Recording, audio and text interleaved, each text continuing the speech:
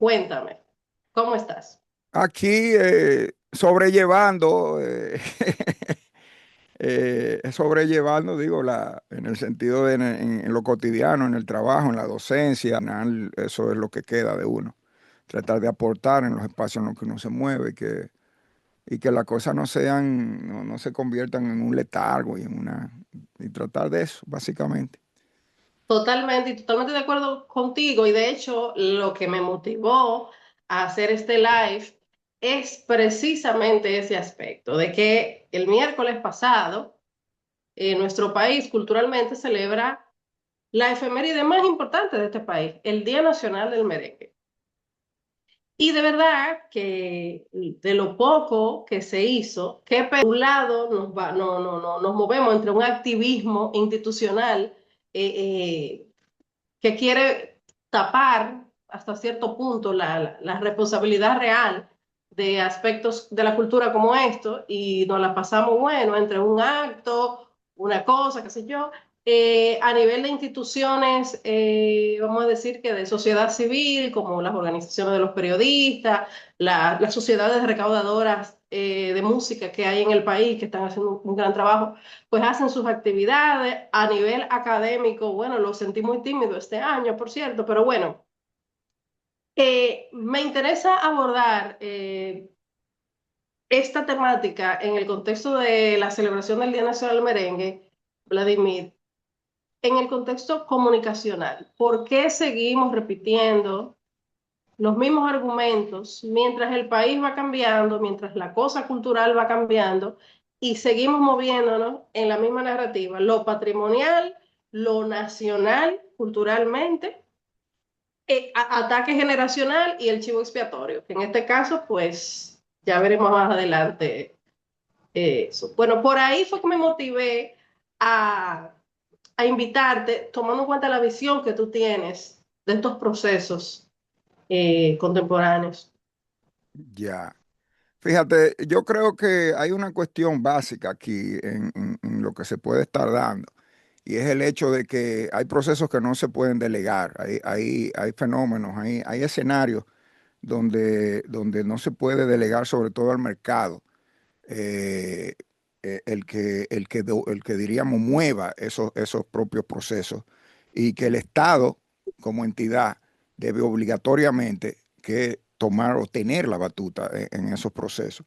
Y uno de ellos está en la base de todo al final, que es el proceso de la conformación identitaria nuestra.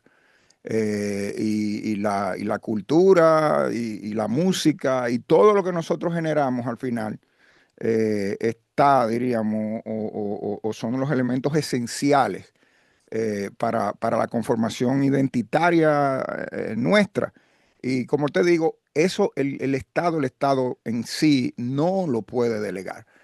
Hace tiempo, cuando estoy hablando de hace tiempo, estoy hablando del siglo pasado, hace tiempo que ya se sabe, estamos hablando de estudios que se realizaron en los años 60, años 70 del siglo pasado, 50 años atrás, que los medios de comunicación juegan un papel preponderante en esto que tiene que ver de la difusión de los imaginarios que la gente al final termina asumiendo, consumiendo y reproduciendo. Entonces, en este sentido, ya estudios de los años 70 advertían sobre esto, en el caso de aquella época, que podemos hablar, un ejemplo, en América Latina se desarrollaron de hecho corrientes de pensamiento alrededor del fenómeno. Hay una muy famosa que le llaman la corriente de la dependencia y del imperialismo cultural, donde se decía, y eso no fue ni siquiera, o sea, fueron estudios académicos, pero al final esto terminó cristalizándose una famosa publicación, en un famoso estudio que se hizo a nivel global, ni siquiera de América Latina, que es el famoso informe McBride. Y ese informe denunció al final que hay un desbalance, o había en aquella época, a finales de los años 70, principios de los años 80, un gran desbalance entre lo que se producía en los países del centro, encabezado sobre todo en Estados Unidos, porque ahí participaron los 5 continentes en ese estudio. y figuras de la talla, un ejemplo de Gabriel García Márquez en el caso de América Latina y muchos especialistas más. Pero la idea es que ese informe denunciaba en aquella época cómo Estados Unidos y su maquinaria de producción de contenidos a través de la industria de Hollywood, a través de las grandes disqueras en el caso de la música, monopolizaban, diríamos, la cosa cultural mediática, o sea, la producción de contenidos a través de películas, de series, de música, y nosotros, los países de la periferia, no teníamos, diríamos, esa capacidad de responder a, a ese embate. Entonces, a partir de ahí fue que, dicho sea de paso, en Europa, ojo, en Europa, los países europeos, no estamos ni siquiera hablando de América Latina o países de la periferia en África, en Asia, en Europa se delimitaron políticas de Estado, los diferentes estados europeos, para la producción, para la protección audiovisual. ¿En qué sentido? Ni siquiera la protección audiovisual. De hecho, la ley de cine que nosotros tenemos hoy día es técnicamente un copy-pega de esas leyes europeas que tienen que ver con darle prioridad a lo que se produce en este caso en el patio nuestro, sobre lo que viene de fuera. Estamos hablando en salas de exhibición como cines, pero también la ayuda del propio estadio, del propio estado, sabiendo que el cine es un producto de alto costo, la subvención del Estado en ciertas condiciones de esas producciones. ¿Por qué? Porque al final, en el caso del cine, y eso pasa con la música y pasa con todo, los lenguajes que se producen son lenguajes desde nuestras realidades y que proyectan nuestras identidades. Entonces, por eso es que el Estado tiene que, diríamos, proteger en este sentido y no delegar al mercado, vuelvo y le repito, porque al final, ¿qué hace el mercado? O sea, ¿qué hacen los capitales? Los capitales lo que hacen es que tratan de reproducirse de la manera Exacto. más fácil posible, o sea, buscando el bajadero más fácil. Entonces yo hago una inversión, quiero un retorno lo más rápido posible y la hago en función de qué, quizá de los géneros o de las formas que en un momento son las que están, diríamos, en el mainstream, que es la que la gente está consumiendo, y yo hago mis inversiones ahí y me olvido de lo otro. Entonces las otras formas, tú que brega y tienes un conocimiento muy amplio de un ejemplo en el ámbito de la música, de lo que se hace aquí musicalmente hablando a nivel de géneros. O sea, la música dominicana es una música con una cantidad enorme de géneros, de apropiación de las percusiones, de las melodías y las armonías, diríamos, por diferentes regiones en el país y que sin embargo al final termina predominando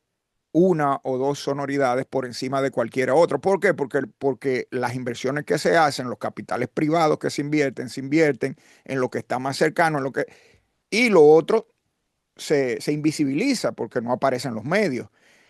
Bueno, Y precisamente tocas ese tema en el contexto del Día Nacional del Merengue, ujú, porque como tú lo expresas, el mismo merengue fue objeto de esa instrumentalización institucional en un sí, momento, sí. pero que resulta que no se ha vuelto a institucionalizar nada y por ende sigue estando igual, De hecho, independientemente del valor. de hecho, yo te puedo, Ajá, tú me corregirás, pero de hecho yo pienso que el merengue ha sido el único género musical dominicano que ha tenido desde el Estado una política claro, de promoción, el único. claro. Porque cuando Sí, hablamos, un ejemplo, totalmente. de la bachata llegó al lugar en el que está por mérito propio. La Sí, bachata por se mérito hizo, propio. se hizo ella misma.